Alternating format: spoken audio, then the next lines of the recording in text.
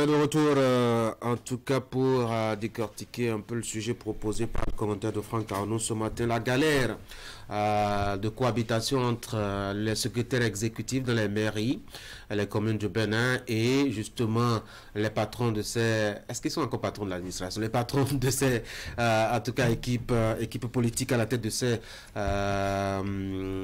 découpages territoriaux.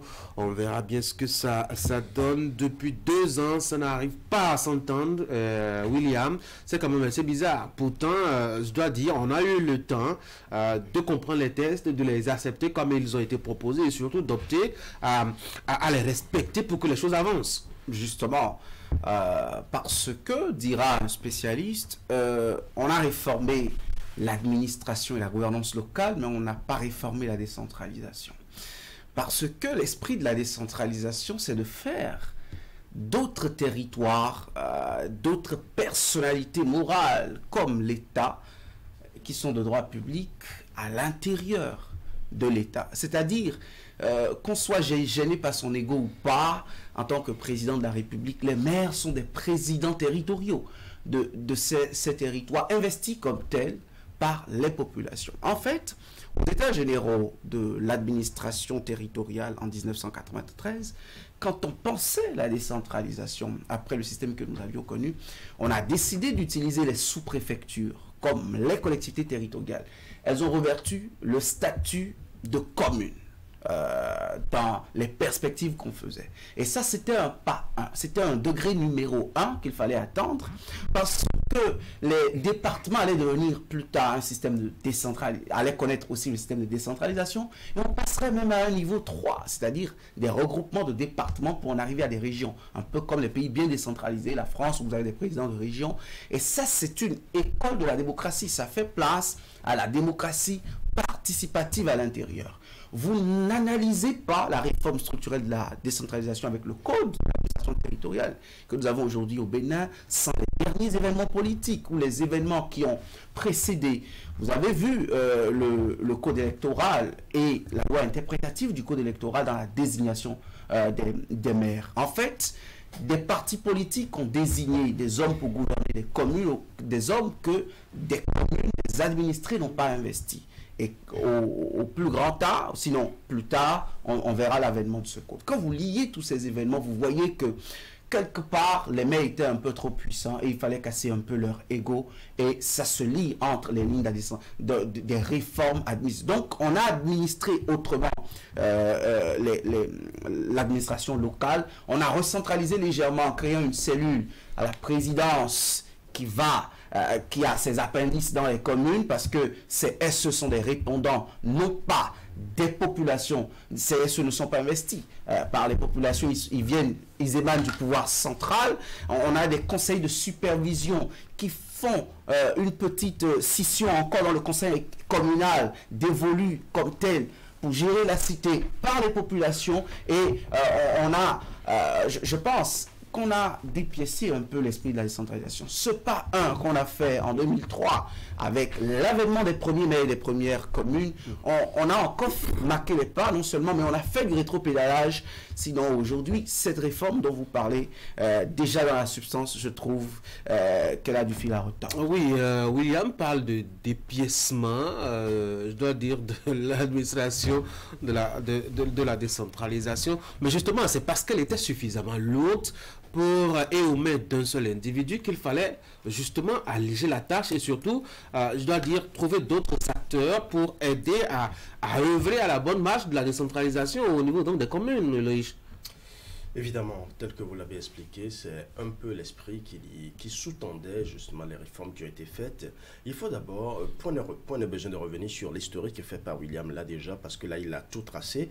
L'essentiel c'est de retenir qu'à un moment donné, effectivement, le maire qui est investi par les populations était devenu effectivement un peu trop fort, un peu trop puissant. Et quand un maire devient trop puissant, vous n'êtes pas de savoir que, étant humain, il est imbu de son ego. Mais est-ce qu'il était si puissant que ça? Oui, toujours. Il est assez puissant. Il était puissant. Il était puissant. Et une fois puissant, il est un peu imbu de son ego et par conséquent, par endroits, on constatait parfois des tribalismes, parfois des distinctions, soit claniques, soit d'obédience politique et religieuse et autres, tout ça. On a vu ça par le passé et l'aspect le plus important, c'est qu'il y avait aussi également par endroits une gabegie financière qui s'installait. Donc, et l'autre, le plus important dans tout ceci, c'est que le maire investit par les populations n'est toujours pas un spécialiste de l'administration. Il a beau être au parfum, maîtriser oui, tous les tests existent, on n'est pas sans savoir aussi qu'il y a beaucoup de maires qui n'arrivent même pas à articuler ne serait-ce qu'une phrase française.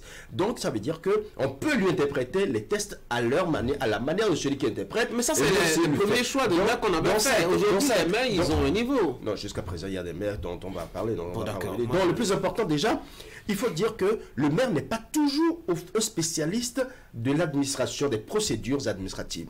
Du coup, les réformes ont voulu un tant soit peu corriger ce déficit parce que le maire est politique, amener quelqu'un qui puisse quand même organiser tout le dispositif administratif. Malheureusement, la réforme telle qu'elle est faite nous présente un monstre à deux têtes. Aujourd'hui, on se retrouve avec un homme politiquement élu et quelqu'un qui a été positionné, qui représente l'administration centrale. Est-ce qu'il a été choisi au hasard? Il a été choisi. Il a été choisi au hasard. Il a été tiré au sort, mais il a été positionné là, c'est clair. Parce que son choix a pris une position et il a pris position justement là.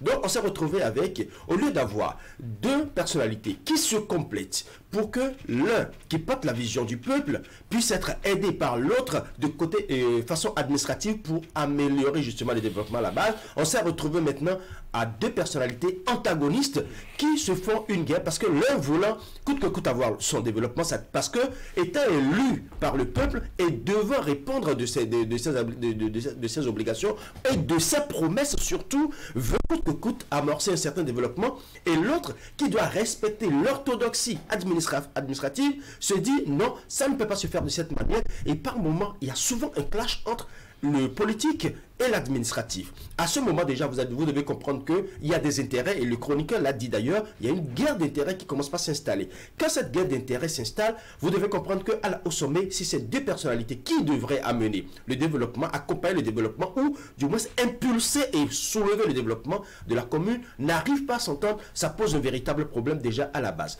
Et maintenant, nous avons eu beaucoup de cas. On a eu des cas de démission, on a eu des cas même de mort, nous en souvenons. C'est pour faire comprendre que la réforme en soi n'est pas mauvaise. Mais comme l'a dit William, au lieu de réformer le développement réellement à la base, surtout sur le plan politique, on a beaucoup plus regardé le côté administratif. Et c'est ça qui joue actuellement. Maintenant, il va falloir effectivement revoir, apprendre, parce qu'aucune loi n'est définie. La loi est toujours perfectible, on peut toujours l'améliorer. Il faut maintenant tenir compte des erreurs qui ont été faites, des gaps qui ont été enregistrés, et maintenant, pour finir cette loi, faire en sorte que le maire et le SE ne soient plus des personnalités antagonistes, mais des personnalités qui se complètent. Je me demande comment est-ce que ça va se faire dès lors qu'il y a des enjeux d'intérêt, etc., etc. Alors, on sait que la réforme souffre de beaucoup de choses, et les principales choses dont elle souffre aujourd'hui, c'est justement la cohabitation entre SE et maire. Surtout qu'on a remarqué que les rapports sont parfois violentes, parfois dramatique. Vous avez rappelé quelques décès récemment. Je veux bien me souvenir de ce qui s'est passé à Banter, même si on n'a pas encore toute la lumière sur ce qui s'est passé. Mais au-delà de ces effets qu'on peut voir de façon évidente, il y a des SE qui ont démissionné à la queue leu. On ne sait pas pourquoi est-ce que c'est parti. Finalement, mettait-on la réforme pour l'améliorer, ou est-ce qu'on l'abandonne, Eric? Je pense qu'il faut la maintenir. Parce que ça ne réussit toujours pas. Je pense qu'il faut la maintenir. Tanguy, nous venons de très loin en matière de gestion de nos communes. Je n'ai pas la même vision que William sur le fait que notre décentralisation soit dépiécée avec cette réforme. Quand vous voyez un peu la façon dont les communes étaient gérées, je suis sûr que la réforme est venue en mettant un accent sur ce qui se faisait et ce qu'on peut corriger. Parce que par le passé, les maires ne s'occupaient pas non plus de la commune en termes de décentralisation. on mettait plutôt l'accent sur la gestion des ressources financières. Et quand on fait le point, on s'est rendu compte qu'il y avait beaucoup d'erreurs qui venaient des maires, justement parce qu'on peut estimer que, étant des acteurs politiques, ils n'ont pas parfois une bonne maîtrise de la gestion des ressources et de comment il faut ordonner véritablement l'exécution des budgets et des marchés. Et je pense que ce que nous observons aujourd'hui, la réforme a introduit un acteur qui s'occupe exclusivement de cette question. On n'a pas fait une invention. Et on demande aux maires de faire ce qu'ils ont toujours fait, en fait, en tant que maire, en restant dans le rôle d'acteur politique, n'est-ce pas, à la tête de ces communes-là. Je pense que le problème que nous gérons aujourd'hui avec l'avènement de cette réforme, vous l'avez évoqué, c'est la cohabitation entre le maire et puis le SE. Et vous et moi savons que c'est des guerres d'intérêt. Parce qu'aujourd'hui, quelqu'un n'a plus la possibilité d'exécuter le budget. Ça pose un problème, on est véritablement d'accord là-dessus. Mais est-ce que ça permet à la commune aujourd'hui d'avoir des ressources propres pour pouvoir financer des projets, pour pouvoir exécuter des projets? Il faut que la relever. Oui, sur ce plan, nous avons évolué. Parce que par le passé, on prenait toujours le temps à mobiliser des ressources, n'est-ce pas? Au point où, au niveau des communes, on se plaignait toujours de n'avoir pas de ressources pour pouvoir exécuter des projets, pour pouvoir exécuter des actions. Mais aujourd'hui, je pense que sur ce plan, on a évolué. En termes de cohabitation, je pense que peut-être avec un peu plus d'années encore, on finira, ces différents acteurs finiront forcément pas s'entendre, parce que si vous êtes deux acteurs à la tête d'une commune, ou que les rôles sont véritablement partagés, et que vous avez du mal à vous entendre, peut-être qu'avec le temps, n'est-ce pas, avec un meilleur sentiment, une meilleure appréciation de cette réforme, on finira par s'entendre. Je ne voudrais pas qu'on boude la réforme, parce que pour des questions d'intérêt, peut-être parfois d'ego, de supporter l'autre, de ne pas supporter l'autre, n'est-ce pas, qu'on trouve que cette réforme, elle n'est pas la bienvenue, ou elle ne règle pas des problèmes. Parce que quand on a un problème, il faut forcément trouver une solution. Si on estime que la façon dont les communes sont gérées aujourd'hui avec cette réforme, elle ne nous permet pas d'avoir des résultats, je ne pense pas non plus que ce qui se faisait hier était la meilleure façon de gérer nos communes, même du point de vue décentralisation, comme l'a défini William. Et Franck? J'estime qu'à un moment donné, on a fait une pause pour évaluer ce que nous avons mis en pratique pendant plus de 2 décennies. Au bilan, on se rend compte qu'il y a beaucoup d'insuffisances dans la façon dont on mettait en œuvre la décentralisation. C'est vrai, William l'a dit, l'esprit que nous avons importé, il faut avoir le courage de le dire, que nous avons importé il y a plus de 2 décennies, que nous avons, disons, voulu pratiquer chez nous, nous avons oublié également d'associer nos réalités. Nos réalités, c'était que nous n'étions pas un pays développé. La décentralisation, telle que ça se fait peut-être ailleurs, c'est parce que des gens ont fini de régler des problèmes de subsistance, les infrastructures, il y en avait, et donc il fallait permettre à la communauté de participer à la gestion de la cité. Mais ici, nous avions encore, il y a 2 décennies, des problèmes que je viens de citer. Et donc, il fallait véritablement associer et mettre dans la balance toutes ces réalités, ce que nous n'avons pas fait. Mais on s'est rendu compte plus tard, après 2 décennies, qu'il fallait changer un peu de paradigme. C'est en ce moment que la réforme est intervenue. Mais lorsqu'elle est intervenue, tous les acteurs ont applaudi, pensant que, bon, les problèmes de l'odeur dans l'administration, les problèmes de, disons, de lenteur, et tout ça allait être réglé. Mais ces problèmes sont revenus au grand jour. Parce que, moi j'ai eu la chance de faire un peu l'administration, parfois le maire, il est pressé d'apporter des solutions à un problème que viennent peut-être de lui poser des populations d'un arrondissement, mais il se trouve confronté aux procédures administratives. Et donc, quand ça se pose comme ça, il se dit, mais qu'est-ce qu'il faut faire? Et le maire, sous lequel moi j'ai servi, il réunit ces cas techniques, il dit, il faut le faire. Le DAF, lui, dit, mais si on ne respecte pas la procédure, je ne peux pas signer un seul papier pour se protéger. Donc, je pense que la réforme devrait également régler ce problème-là. Parce que si nous avons mis de côté la politique pour dire, écoutez, désormais, nous voulons faire les choses autrement, il va falloir que du côté technique également, qu'on trouve le mécanisme pour pour accélérer les procédures, parce que c'est ce qui agace le plus les maires aujourd'hui. Le cas technique qui est déployé vous dit, je ne veux prendre aucun risque, nous suivons la procédure jusqu'au bout. Ce qui fait que la commune dont j'ai parlé dans ma chronique, au cours de toute une année, on n'a pas eu le temps de faire véritablement des investissements. Et lorsque vous ne le faites pas, vous reversez les recettes que vous avez mobilisées avec les frais de la commune, vous reversez ça à l'État. Et donc, il est impossible de croire aujourd'hui que, parce qu'on a parlé de décentralisation, l'État n'a plus rien à y avoir. Il ne faut pas se leur pas toujours le droit de réguler ce qui se passe à la base, parce que, justement, toute l'administration, son fonctionnement dépend de l'État central. C'est pour dire que on ne peut pas reculer. C'est vrai, la réforme doit continuer, mais il faut écouter les acteurs. Il faut voir avec les maires ce qui ne va pas. Il faut faire, c'est vrai, après 2 ans, on me dira que c'est un peu tôt, mais la force avec laquelle cette réforme a démarré, on peut toujours déjà échanger pour que les dans des problèmes qui seront ingérables plus tard. On peut commencer déjà à faire un petit point à notre niveau. À part, et là j'adresse ma question à Eric, à part la question de remobilisation des ressources qui a quand même amélioré, je dois dire, le niveau de mobilisation interne des ressources au niveau des communes. À part ça, quel autre avantage en fait cette réforme a apporté dans le fond? Je pense qu'aujourd'hui, on a une meilleure lecture du fonctionnement de nos communes, parce que les rôles sont vraiment partagés. Ce n'est plus confus comme par le passé où tout se reposait sur la tête d'une seule personne. Aujourd'hui, tout est tracé. Et je pense que nous avons 77 communes. Et si on fait le point aujourd'hui, au niveau, on a des problèmes de démission, d'achoppement, de cohabitation entre maires et puis est-ce que ça ne l'emporte pas sur la majorité de toutes les communes que nous avons? Et donc, il y a peut-être quelques exceptions encore, pour dire que la réforme dans sa majorité a quand même impacté le plus grand nombre de communes que nous avons. Et donc, je pense que sur ce plan, il nous faut continuer à observer sa mise en œuvre pour espérer encore de meilleurs résultats demain. Toujours est-il qu'en matière de gestion humaine, Tanguy, on est d'accord, c'est des problèmes d'humeur, d'ego, de chaque responsable, de chaque personne. Non, moi j'ai envie d'aller plus vite. Non, monsieur, calmez-vous. Ça va créer toujours des tensions. Mais si nous mettons d'accord que c'est toujours pour le bénéfice de nos communes et de nos concitoyens, je pense que nous partons tous du même pied. Et donc je pense qu'au niveau de l'administration aujourd'hui, il y a une parfaite visibilité. Pour moi, on ne se pose plus la question, est-ce que il faut attendre le maire? Non, nous savons qu'il y a une responsable administrative qui se... Mais aujourd'hui, on n'a pas le SE aussi, hein. C'est le SE qui est... des questions de procédure qui ont toujours existé. Des questions de procédure qui ont toujours existé. William, est-ce qu'on a...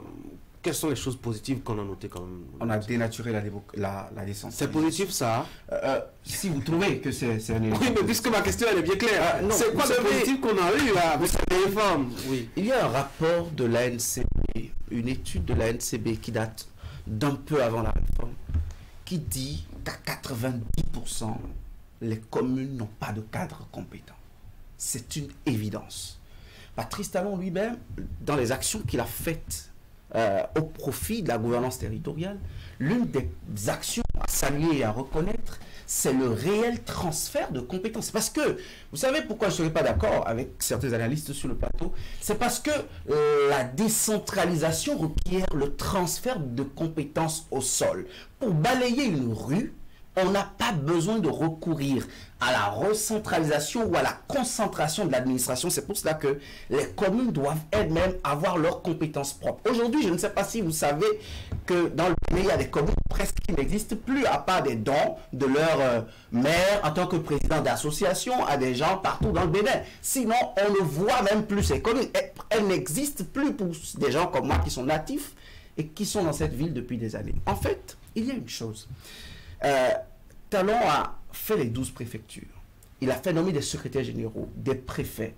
Il y a des cellules d'assistance conseil, des juristes. Donc, il y a eu 108 recrutements dans les préfectures. Il a apporté ça. Avant même le texte. Il y a eu 108 recrutements dans les préfectures sur le temps de la gouvernance de Patrice Talon. Ça voudra dire qu'on sent qu'à la base, on avait vraiment besoin d'appui. Et cela, au niveau des concentrés, devrait répercuter au niveau de la base, c'est-à-dire les maires eux-mêmes étaient demandeurs de ce qu'il faut un peu plus de techniciens. Il faut des planificateurs, il faut des programmateurs, il faut des financiers spécialistes, il faut des spécialistes de politique publique territorial. Parce que penser l'État au niveau central, ce n'est pas penser l'État dans les communes.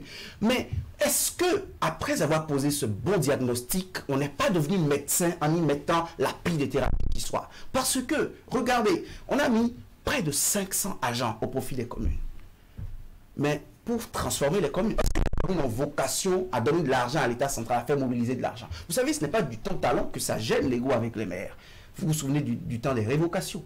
Vous vous souvenez du temps de ce que quand un maire n'est pas en odeur de sainteté, les maires faisaient la mouvance parce qu'on dit... Il n'y avait qu'une seule révocation, les destitutions peut-être. Les destitutions, justement, c'est ça je voulais parler. Les maires étaient de fait mouvanciers parce que votre commune ne profitera de rien si vous êtes une commune d'opposition. Et il y a les régions du Bénin qui étaient réputées comme étant des bastions des opposants et on n'y faisait presque rien. Cela ne date pas de Patrice Talon. Il y a longtemps que le gouvernement central est gêné par les autres petits rois qu'il y a sous lui. Mais est-ce que c'était la meilleure thérapie pour gérer? Parce que, vous savez, on a 4 démissions, 2 limogeages, 3 révocations, 1 décès, et on ajoute peut-être le cas d'Adjo qui est très récent. Par rapport à 77, vraiment ça ne fait pas parler des SE. Je parle des SE. Moi je parlais des maires. Oui, non, j'ai évolué dans l'analyse entre temps. Je fais la balance par rapport à 77. Il y a un grand écart. Le malaise, on me dira qu'il n'est pas évident partout. Mais on ne l'a pas vu. On l'a pas vu partout. Maintenant, et les communes dans lesquelles c'est couvé, on ne sait pas ce qu'il en est. Je finis rapidement mon analyse sur ce plan pour dire, en fait, si mobiliser de l'argent sans pouvoir construire une seule salle, je ne sais pas combien de salles communales ont été inaugurées depuis la réforme structurelle de la décentralisation, je ne sais pas combien de marchés. Le FADEC de 2016 à aujourd'hui a quitté 22,3 milliards avant Talon, est passé à 50 milliards. Est-ce que pour ce montant doublé, on voit des communes plus renforcées, qui construisent beaucoup plus de marchés? Vous voyez des communes qui applaudissent, qui s'alignent sur les marchés modernes que le pouvoir central construit. Combien ont-elles construit ces communes en termes de marché? Je me pose des questions. Les infrastructures scolaires, vous voyez, les infrastructures sociales de base, alors que c'est ça la fonction de la commune. C'est pour ça qu'on élit au niveau territorial. Et quand vous parlez de budget, moi je souris. Vous allez finir. Oui, et c'est là justement que je finis. Quand vous parlez de budget, je souris. Le président de la République n'est pas un financier, mais l'ordonnateur du budget national, c'est le ministre des Finances qui l'a nommé. Là où on a péché dans cette réforme, c'est de penser que le maire qui a eu l'assentiment des populations, à qui on a donné plein pouvoir, n'avait pas la jugeote pour choisir les techniciens qu'il faut pour régler les problèmes de la commune. Et il faut plutôt, depuis la présidence, faire parachuter les cadres très ignorant les réalités des communes pour venir développer les communes. 2 ans après, on est au statu quo. Je crains que même 1000 ans après, on ne puisse pas faire de réel pas. Ma question, je vais la poser, même si lui, il a fait son développement en oubliant ma question. En dehors justement de ces budgets qui ont bondi dans les communes avec l'avènement des SE, qu'est-ce que la réforme a apporté d'autres qui soient positifs? Apporter d'autres qui soient positifs, c'est déjà de commencer par assainir la manière de fonctionner. Parce que j'avais dit dans ma toute première intervention qu'entre-temps, il y avait une sorte de gabegie financière. Aujourd'hui, avec les SE, vous constatez que, et les cadres administratifs qui ont été envoyés dans les communes, vous constatez qu'aujourd'hui, sorti 1 centime doit être justifié. Chaque fois que vous faites des dépenses, vous devez toujours ordonner, budgétiser, justifier. Donc, aujourd'hui, ce n'est plus j'ai envie d'aider telle commune, je le fais juste, et puis bon, je n'ai de droit, je n'ai de compte à rendre à qui que ce soit. Aujourd'hui, on sent que le denier public est utilisé à bon escient. Ceci étant dit, je reviens sur le dernier développement de William qui explique tout le malaise qu'il y a actuellement. Le véritable malaise, c'est quoi? Nous avons un maire qui est d'abord très jaloux de ses prérogatives anciennes qui lui ont été retirées. Donc il y a déjà ça, parce que là nous parlons beaucoup plus d'ego qui joue justement dans la balance et qu'il ne faut pas perdre de vue, parce que dès qu'on perd cet aspect de vue, on perd toute l'analyse. Le deuxième aspect, c'est que vous avez un SE. C'est vrai que la vision, elle a une la réforme a une vision nationaliste. Mais il faut faire attention à un petit détail. Vous pouvez prendre, moi par exemple, vous prenez quelqu'un qui a de l'ALO par exemple, qui a été tiré au sort pour ma commune qui est à Kouandé. Il vient à Kouandé, il ne maîtrise aucune réalité de Kouandé. C'est vrai que c'est un administrateur bontain. Il fera ce qu'il faut pour l'administration. Le maire de Kouandé a sa ligne parce que lui, il vit à Kouandé, il a vécu à Kouandé, il connaît les réalités de Kouandé, il sait de quoi Kouandé a besoin. À partir de cet instant, il a lui, sa politique pour pouvoir développer Kouandé. Mais oui, mais par exemple, laissez-moi terminer. Il porte le sujet au niveau du conseil communal. Je suis le conseil communal tranche, et en fonction de ce que le conseil communal a tranché, le SE s'aligne. Je suis tout à fait d'accord. Je suis tout à fait d'accord à ce que vous dites. Laissez-moi terminer. Il a sa vision, il vient avec sa vision, et voilà, c'est accepté a priori. Mais la procédure en elle-même commence par biaiser. Pourquoi? Il y a un temps pour pouvoir faire ces réalisations-là. Le SE, étant administrateur bontain, estime que à un moment donné, il faut faire les choses dans les règles de l'art, et j'en conviens. Mais quand, à un moment donné, le SE, qui, a priori, ne doit rien à Kouandé, je le précise, ne doit absolument rien à Kouandé, et s'il n'a pas la bonne foi, je dis bien s'il n'a pas la bonne foi pour faire ce qu'il faut, et que déjà, il y avait des guéguerres parce que je l'ai dit tout à l'heure, il y a des guéguerres oui, ce sont celles-ci qui ont amené une dame, qui ont organisé un décès, ce sont celles-ci qui ont créé justement le mais si vous n'en trouvez pas, si vous n'en trouvez pas, à partir de cet aspect, on se dit, il faut que déjà le SE, au-delà de l'administrateur bonté qu'il est, qu'il soit aussi de très bonne foi vis-à-vis de cette commune-là. Et l'autre aspect, quand vous regardez le nombre de PRMP qui sont allés devant la criette ces derniers temps, tout le monde se dit, attention, je ne veux pas prendre de risque, attention, je ne peux pas faire ci, attention, je ne peux pas faire cela. C'est vrai qu'il y a une norme. Récemment, lorsque la NCB a fait sa réunion sur la consommation des budgets, la consommation des crédits, ils se sont rendus compte que des crédits sont là, on ne touche pas. Alors que le peuple a fait, le peuple a soif, le peuple a des problèmes, a des besoins sanitaires, a des besoins de base. Mais le fonds est là, on ne le touche pas, on ne le vide pas, alors que comment est-ce que maintenant, le maire finalement, pourquoi le maire se retrouve en difficulté? Parce qu'il a été élu, il a fait des promesses au peuple. Il se dit, je suis élu, je veux faire ci, je veux faire ça. Mais voilà que la vision est impulsée. Le projet est accepté. Mais dans la procédure, on prend un temps, sinon simplement une éternité. Il faut justement revoir le travail à ce niveau-là. Parce que c'est vrai que quand j'ai parlé de vision nationaliste, est-ce qu'il faut choisir le SE dans les départements ou dans les communes? La question se pose là. Parce qu'il faut aussi que la bonne foi du SE soit reconnue. Alors, s'il n'y a pas de positif, dites qu'il n'y a pas de positif. Et je vous demanderai après, bon, quelles sont les choses négatives à corriger. Et là, on va faire évoluer. Oui, justement, parce que parler du positif, arrêtez vos politiques, parce que après, on va parler du négatif. En même temps qu'on dit ce qui est bon, il faut dire aussi ce qui ne va pas. Oui, et puis me permettre du tout pas alors de prendre le contrôle du débat. Oui. Le mec qui est né à Kouandé, qui connaît Kouandé, qui maîtrise Kouandé, a fait de Kouandé avant l'arrivée de cette réforme. C'est la question qu'on devrait se poser. Voyons cette réforme de deux choses l'une. Est-ce que la façon dont nos communes étaient gérées, c'était aussi ça la décentralisation? Face au problème, il fallait trouver une solution, ou il fallait peut-être croiser les bras. J'en conviens qu'on n'a pas encore toutes les réponses, ou la réforme n'a pas encore apporté toutes les réponses à cette question, notamment en termes de procédure. Mais est-ce que ça nous permet d'avancer un peu? Moi, j'ai ce sentiment, honnêtement.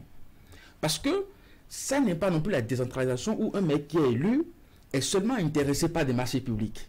Seulement. Oui, les SE actuellement aussi sont intéressés par le marché public. Quand vous voyez combien ils sont passés devant les commissions, combien ont répondu, c'est ça aussi qui résiste, c'est ça, on soupçonne des détournements. C'est ça aussi la réforme qui est dure.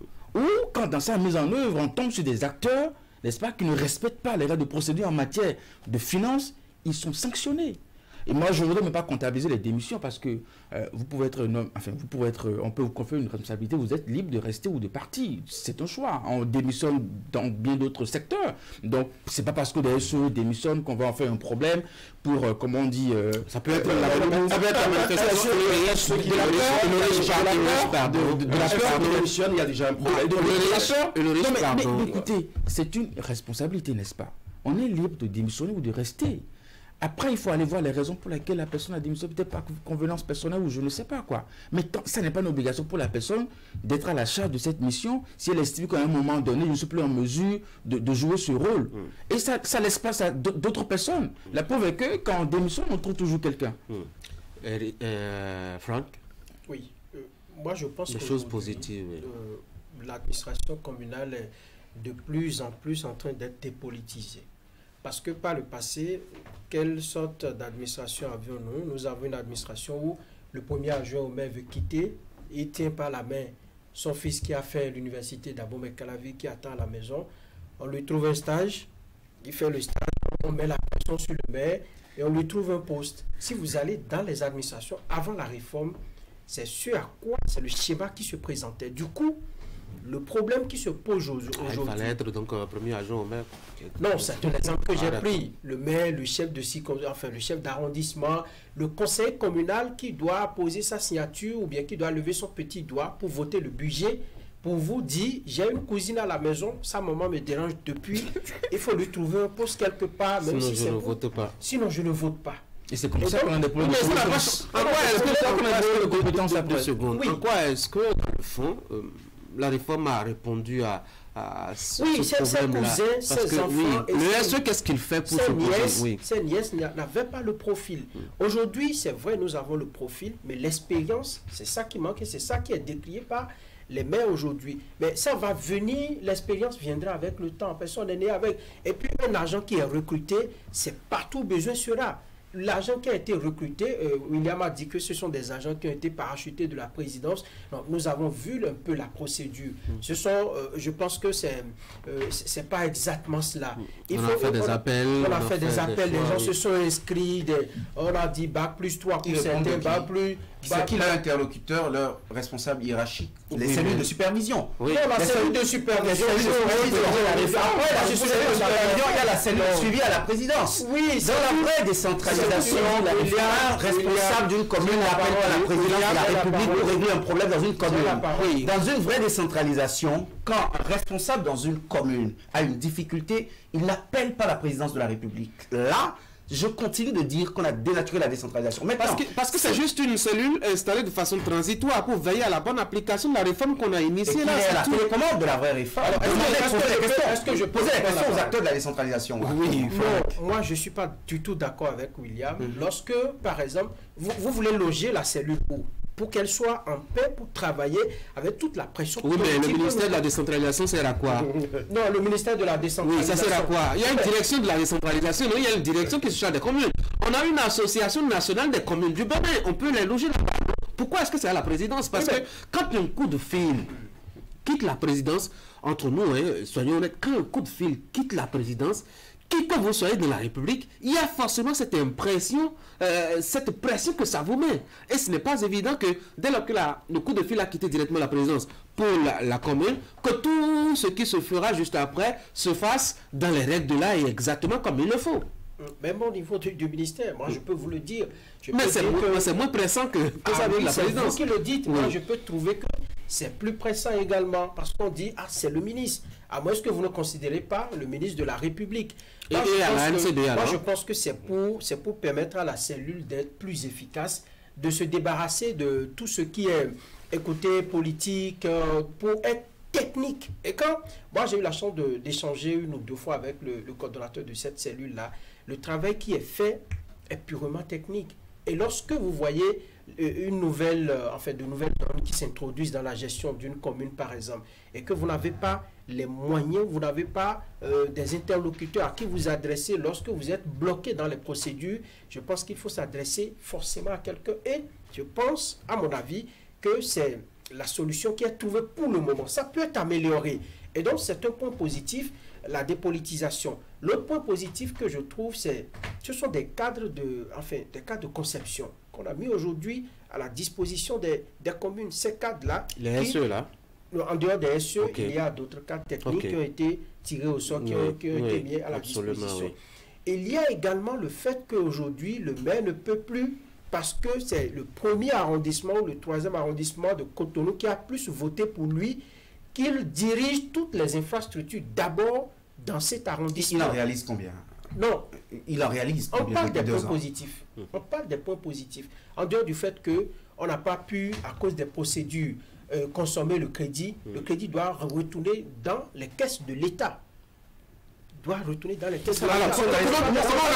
Comment on a un mot rapidement. Non.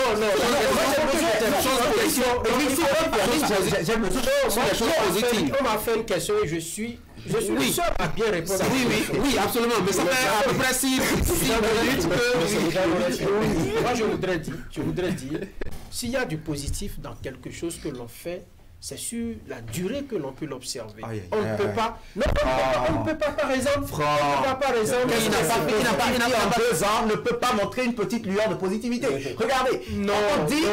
Il a signé que les communes ont des conceptions. Vous me dites que les communes ont des cadres de conception. Je reconnais qu'il y avait eu un berry de cadres de conception dans les communes. Il n'en avait presque pas. Maintenant que les cadres de conception existent, les communes elles-mêmes ne peuvent plus presque rien concevoir. Qu'est-ce qu'on fait?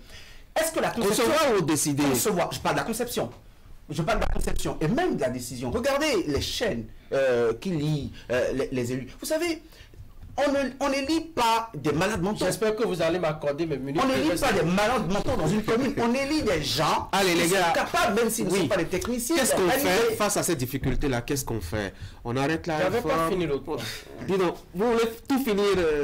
Bon, vous allez envoyer votre rapport au ministre de la décentralisation ou à la cellule. Ou à la cellule de la présidence. Vous l'avez dit, voilà. Il faut continuer. Ah, c'est important de tout. Moi, je pense, pourquoi on donne des mandats aux élus? Pourquoi on donne des mandats à des gens pour réaliser leur ambition? Si nous prenons le président de la République, il a un mandat de 5 ans. En 1 an, il peut réaliser quelque chose. En 2 ans, il peut réaliser en 3 ans, jusqu'à 5 ans.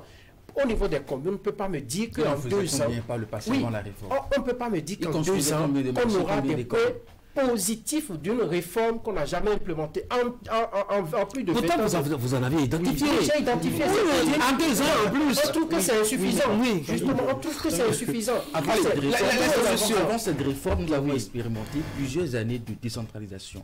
Ce dont on devrait s'offusquer, c'est ça. La question que William pose, quand les maires avaient la charge des communes avec budget et tout, combien de marchés ils construisaient? Combien d'écoles ils construisaient à cette époque? Combien on a construit? Toutes ces années. Non, on a 2 ans de réforme. Faisons sur la dit, je vois beaucoup de gens.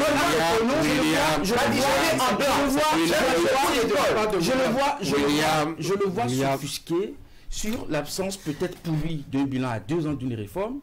Et moi, ça me fait plus mal d'avoir vu des maires 10 ans, 15 ans, et toujours au niveau de ces communes. C'est-à-dire que la même route que tu empruntes, même pour baliser, même les terres rouges là, c'est hyper compliqué, marché compliqué, commune compliqué, quand ils avaient le monopole de ces communes. Et ça ne fait rien à personne, ça ne pose aucun problème. Et à 2 ans d'une réforme, on s'offusque de ce que nous n'a pas je n'ai jamais dit ça. Quand on dit qu'on améliore, on n'a plus pour référence ou référentiel le médiocre. Et de ce point de vue, permettez-moi d'ajouter une chose. Quand vous trouvez qu'en 2 ans, on ne peut pas faire un bilan, pour moi, quand le médecin pose un diagnostic, les premiers signes, quand quelqu'un est malade d'un paludisme et que vous commencez par le guérir, mais qu'on découvre encore que non seulement le palud n'est pas encore parti, mais qu'en réalité, il y a une autre pathologie qui s'ajoute, c'est que votre diagnostic soit est mal posé, et je ne pense pas que ce soit le cas pour le secteur de la décentralisation, ou soit la pilule que vous avez parlé, les comprimés, les comprimés que vous donnez ne sont pas... Merci beaucoup. Merci beaucoup d'être passé par ici ce matin.